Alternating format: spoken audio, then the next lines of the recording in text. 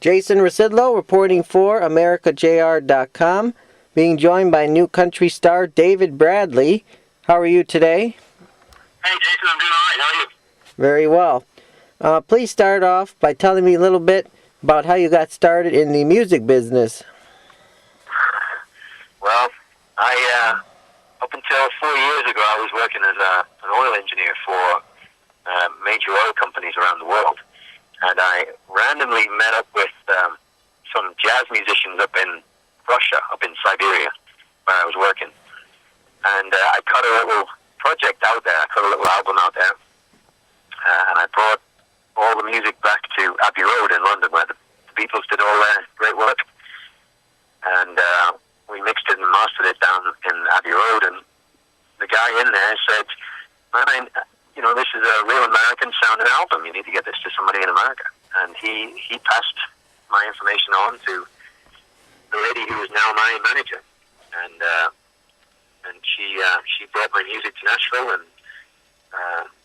told me if I was serious about doing something, then we should work together and move to Nashville. And that's what I did 4 years ago. Okay. So it's not exactly your normal route into music. So who were some of your musical influences as you were growing up?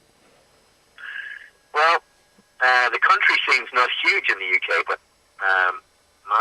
when I was real small, my father was in the country, was in the oil business before me, and he used to bring home cassettes of Merle Haggard and Willie Nelson and Kenny Rogers when I was growing up. So I guess that's always influenced me towards country, but my mom always listened to Barry Manilow, so I don't know which. I'm pleased I lean towards the countryside. And but I listened to early Kenny Chesney and Keith Urban as they were breaking in Nashville. So I've always listened to country. Okay. Now, how long ago did you move over to the U.S.? About 4 years, 3.5, 4 years ago. Okay.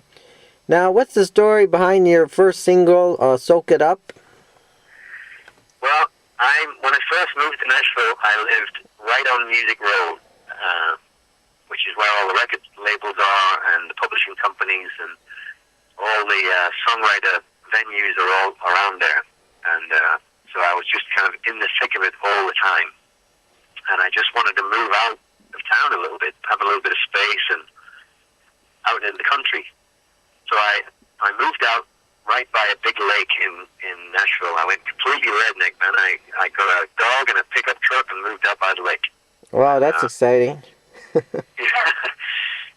And it was kind of winter time. There was nobody around. The dog and I would just walk around the lake on the morning, and it was kind of my lake. And then springtime rolled around, and there were just pickup trucks full of young guys and girls heading out to the lake for the weekend and just kind of barbecuing and drinking and swimming. And I was writing with Brady Seals from Little Texas, who produced the album and has been my mentor in town. And I said, Brady, who needs the Caribbean, man? You can just get out by the lake here in Nashville.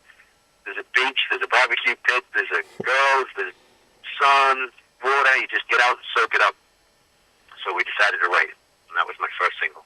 Very nice. Please give me some highlights of your debut album, Movin On. The highlights would be the single that's out right now, I guess. The title, Movin On, comes from the new single, Hard Time Moving On. But it's really my moving on from the oil business to country music. But the new single features Rodney Crowell on background vocals. And it's the story of a phone call from a guy to his ex-girlfriend or wife, just saying, I know you've got a new guy and I don't want to cause any problems, but I just wanted to hear your voice. I just wanted to say hello. I'm having a hard time moving on. And I love the song, love to sing it, and it's got a real great meaning and message behind it because for me there's no anger in it. It's just I'm having a hard time, but I don't blame you for anything. So that's why I like it. That's the highlight of the album, I think. Okay. And Can you give me a preview of your upcoming performance over at the 98 KCQ Country Music Fest? Yeah, we're very excited to do that. We just played the radio station there in Saginaw, and as you walk into the front room, the reception area of the radio station, they showed me an aerial photograph taken back in 96, I think he said. And I think that was the year Kenny Chesney was headlining. There were about 100,000 people all on this island, all facing a stage, and he said, we're going to book you for that. So I can't wait to get out there. I haven't seen the Ojibway Island yet. I don't know what it kind of looks like, but you walk across to it, I guess. And it's an island in the middle of the lake. It sounds fantastic. I can't wait to get out there and play in the summer.